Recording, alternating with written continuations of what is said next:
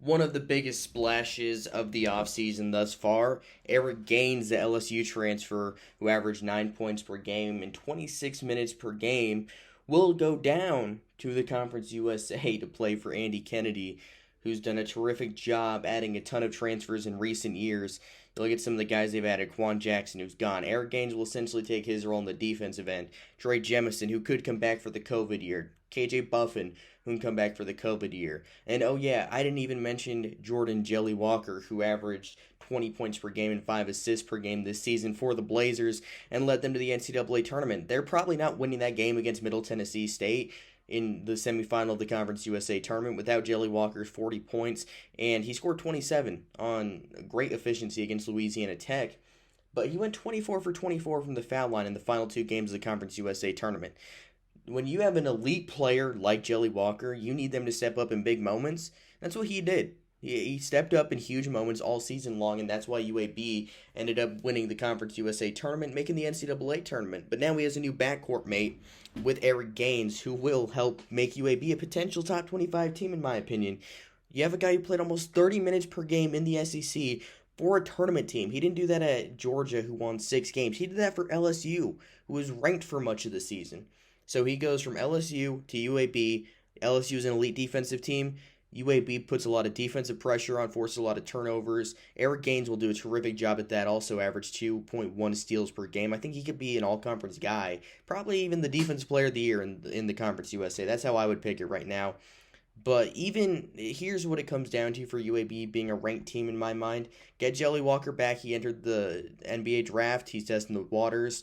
Get Trey Jemison back. He could use his COVID year. Get KJ Buffin back. He could use his COVID year.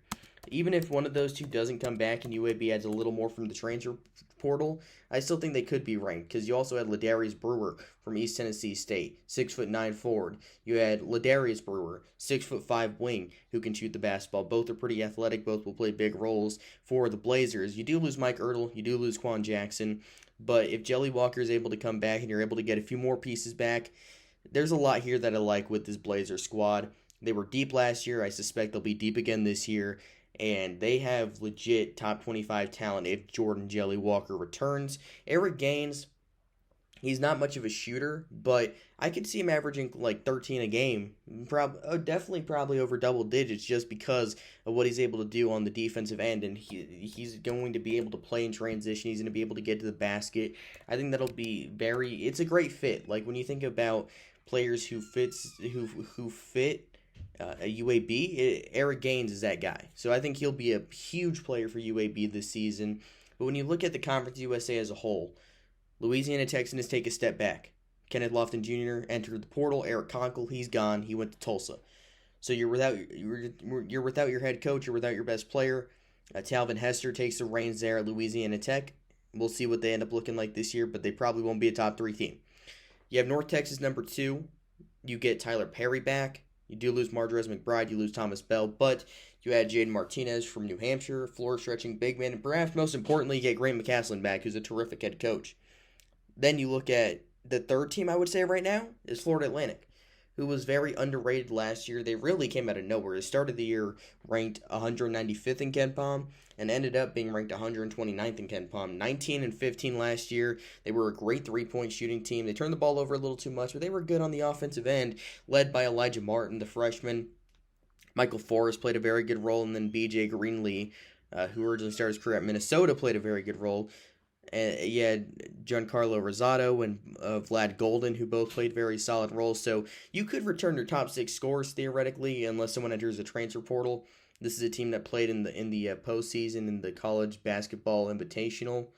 So Florida Atlantic should be pretty good this season. I don't think they're on the same level as UAB. I don't think they're on the same level as North Texas, but they're probably the 3rd best team right now. UAB could be an at-large team. Maybe we're talking about, it's a little too early, but we could be talking about a 2-bid CUSA, and I'm ready to talk about that all day long because it's always mid-major season. There's never a time to stop talking about mid-major hoops. Now's a great time to do it after UAB lands Eric Gaines. Like and subscribe if you enjoyed the video, and until next time, have a good one.